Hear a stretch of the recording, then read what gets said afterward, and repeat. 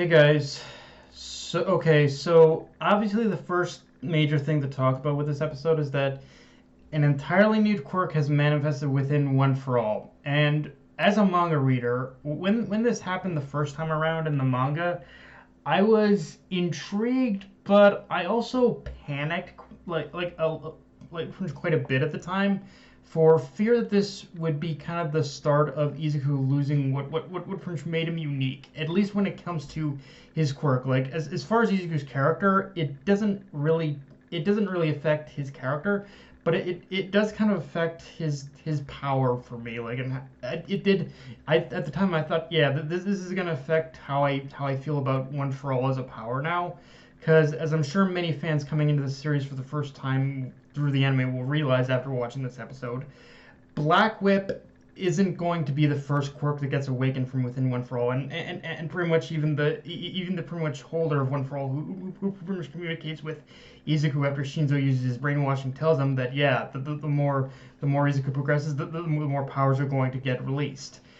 And when I first read this in the manga, it was one of those story threads that made sense in context of what we know about the apparitions of the previous holders that have appeared before Izuku. But at the same time, I was concerned as to where this was all leading to. More specifically, where this was taking like One for All and Izuku. Because I'll be honest, I've I've never been a huge fan of the whole thing of giving the main characters these hodgepodge set of powers and abilities. Like I really didn't like it when they did it with Naruto and the tail and giving him all the powers of the tailed beasts, even if it was temporarily. And I was kind of iffy on it here. But having said that, again, as a manga reader and knowing what's coming up in the manga now, the biggest caveat being that this is one of those cases of hindsight being 2020, because even if you're not a fan of Izuku like potentially having access to all these quirks like I was, the payoff to the reason as to why this is happening at all and where it's all leading to is a case of the penultimate reveal being well worth the reward. Like it's one of those things that's again, it's kind of hard to go in depth in terms of what Black Whip's like what Black Whip being awakened as a quirk means and what this is leading to without giving away spoilers. But let's just say Black Whip manifesting for the first time is basically the first major turning point that this is the beginning of the end for pretty much everything we know about the series. Like I'm not joking when I say that pretty much like just the idea of all these quirks being within like being ready to be awakened with being ready to awaken within One for All, it's pretty much going to it's going to be the end of pretty much everything we know, including the French legacy of this of these two quirks. But I've already said too much, I think. Um, Now, as I had stated in the previous episode, this week really put Monoma and his insecurities on display. But more specifically in this episode, we see just how much his bravado is actually meant to hide his genuine insecurity and fear of not only just where this future without All Might will lead, but at the same time, despite having a fear of that future, he also does genuinely fear the powerful, those like Izuku and Bakugo, who have such powerful quirks that they'll continue to overshadow those with actual potential to be heroes. And even though a lot of what Monoma is saying is just meant to rile up Izuku, at the same time, he isn't wrong either, because from the very moment Izuku's entrance exam began to the sports festival where he fought Shinzo, to when even Bakugo had to take his license exam for the second time, where he and the others had to face off against all those kids, it's been a constant theme of that growing divide, even among those with powers, to the point where people like Monoma and Shinzo won't even they might not even have an opportunity to become heroes because pretty much because of how of because there will be a point where the power where those who are powerful are going to be needed over those who just don't have power. I guess you could who have power, but just not the kind of power the world will be looking for at the time.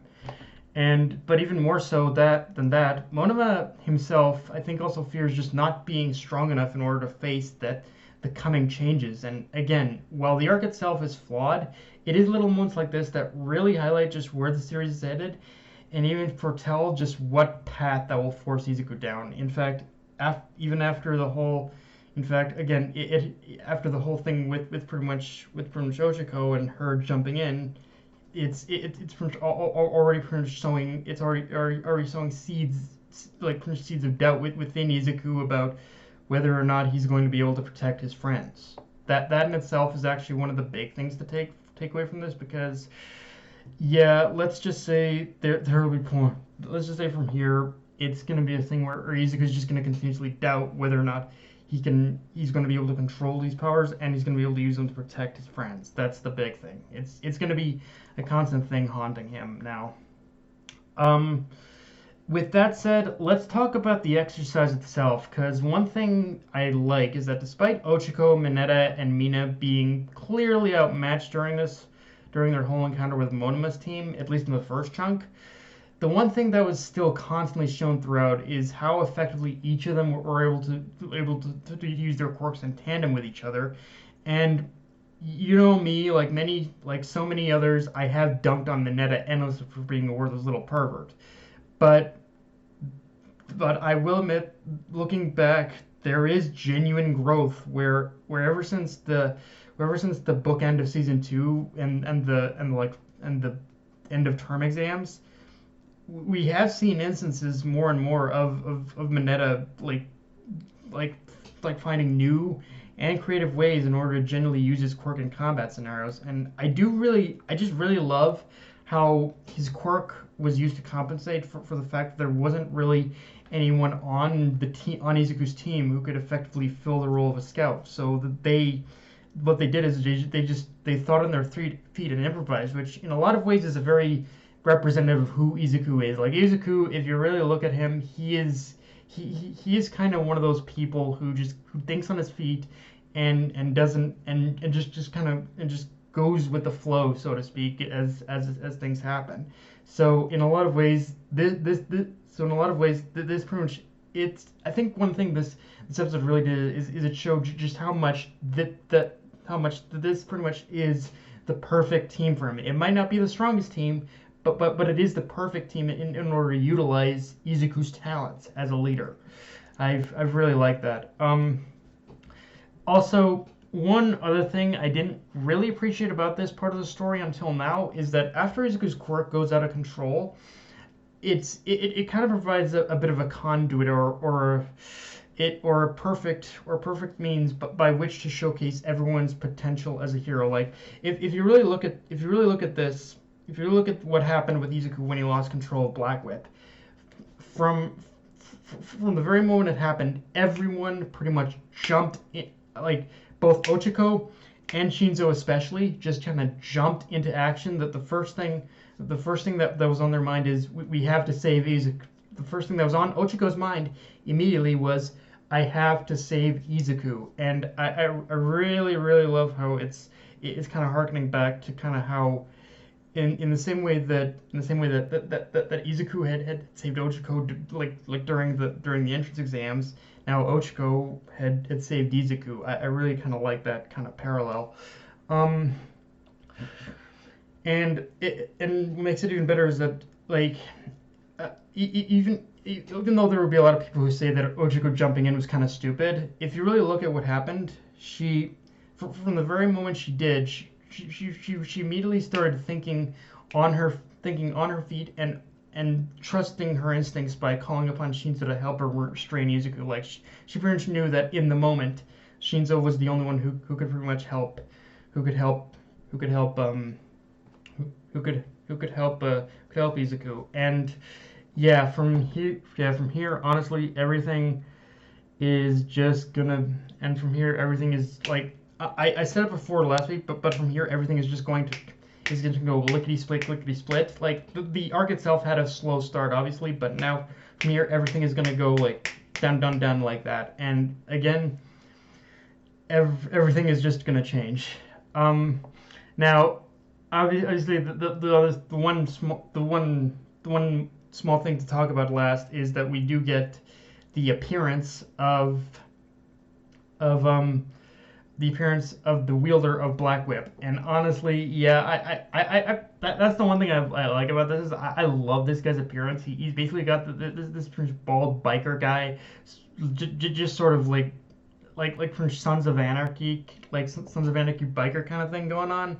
And yeah, I really dig this guy. Like honestly, he's honestly aside from pretty much Nana Shimura, he's probably my absolute favorite of the of the wielders of One for All, frankly.